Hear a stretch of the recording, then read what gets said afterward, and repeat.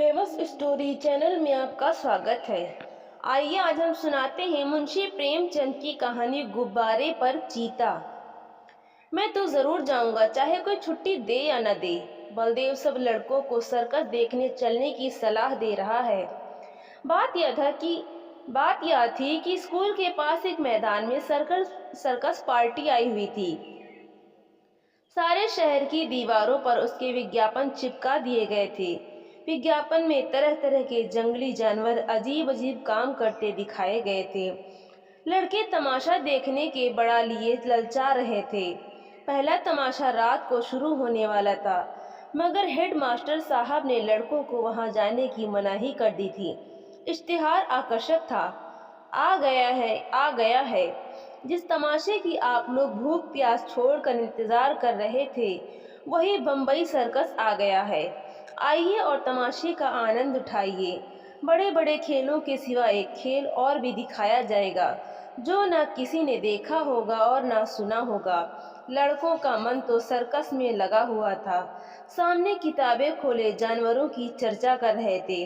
क्यों कर शेर और बकरी एक बर्तन में पानी पिएंगे, और इतना बड़ा हाथी पैर गाड़ी पर कैसे बैठेगा। पैर गाड़ी के पहिए बहुत बड़े बड़े होंगे। तोता बंदूक छोड़ेगा और बनमानुष बाबू बनकर मेज पर बैठेगा। बलदेव सबसे पीछे बैठा वो अपनी हिसाब की कॉपी पर शेर की तस्वीर खींच रहा था और सोच रहा था कि कल शनिचर नहीं इतवार होता तो कैसा मजा आता। बलदेव ने बड़ी मुश्किल से कुछ पैसे जमा किए थे। मना रहा था कि कब छुट्टी हो और कब भागो। हेडमास्टर साहब का हुक्म सुनकर वो जामी से बाहर हो गया। छुट्टी होते ही वो बाहर मैदान में निकल आया और लड़कों से बोला, मैं तो जाऊंगा, जरूर जाऊंगा, चाहे कोई छुट्टी दे या न दे। मगर और लड़के इतने साहसी न थे। कोई उसके साथ जाने पर राजी न हुआ। बलदेव अब अकेला पड़ गया, मगर वो बड़ा जिद्दी था। दिल में जो बात बैठ जाती उसे पूरा करके ही छोड़ता था। शनिचर को और लड़के तो मास्टर के साथ गेम खेलने चले गए। बलदेव चुपके से खिसक कर सर्कस की ओर चला। वहां पहुंचते ही उसने जानवरों को देखने के लिए एक आने का टिकट खरीदा और जानवरों को देखने लगा। इन जानवरों को देखकर बलदेव मन में बहुत झुंझलाया। वो शेर है। मालूम होता है महीनों से इसे मलेरिया बुखार आ रहा हो। वो भला क्या 20 हाथ ऊंचा उछलेगा। और यह सुंदर वन का बाघ है, जैसे किसी ने इसका खून चूस लिया हो। मुर्दे की तरह पड़ा है। वाह रे भालू, क्या भालू है ये सुअर, और वो भी काना, जैसे मौत के चंगुल से निकल भागा हो। अलबत्ता चीता को जानदार है और एक 3 टांग का कुत्ता भी।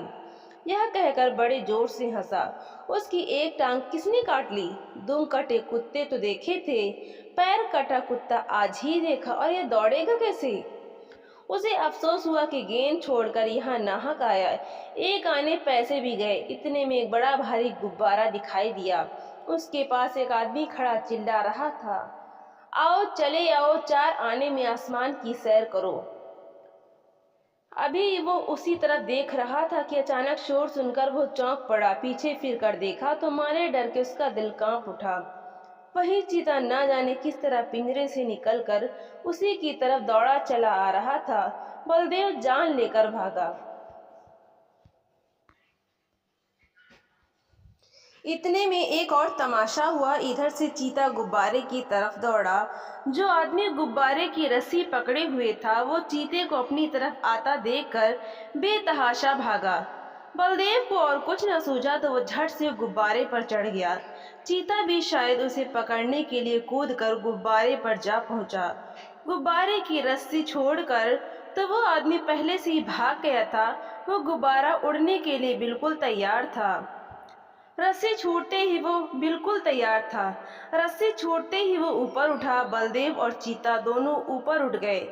बात की बात में गुब्बारा ताड़ के बराबर जा पहुंचा। बलदेव ने एक बार नीचे देखा तो लोग चिल्ला चिल्ला कर उसे बचने के उपाय बतलाने लगे, मगर बलदेव के तो होश उड़े हुए थे। उसकी समझ में कोई बात न आई। ज्यों ज्यों गुब्बारा ऊपर उठता जाता था, चीते की जान निकली जाती थी। उसकी समझ में न आता था कि कौन मुझे आसमान की ओर लिए जाता है।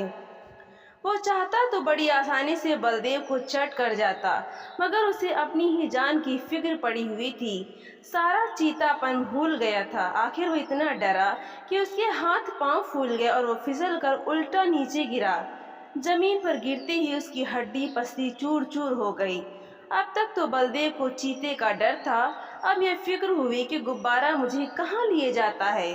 वो एक बार घंटा घर की मीनार पर चढ़ा था।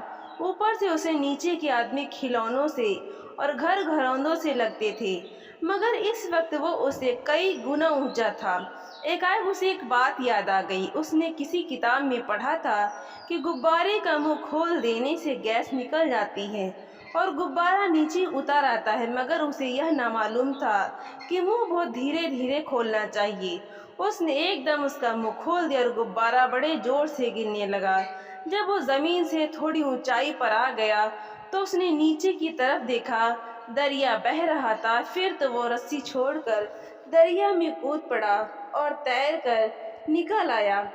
तो दोस्तों, आपको ये कहानी कैसी लगी? जो भी कहानी सुननी हो कमेंट में ज़रूर बताएं। वीडियो को लाइक करें, ज़्यादा से ज़्यादा शेयर करें और चैनल को सब्सक्राइब करना बिल्कुल भी ना भूलें। तो मिलते हैं हम अगली नई कहानी के साथ। बहुत बहुत धन्यवाद।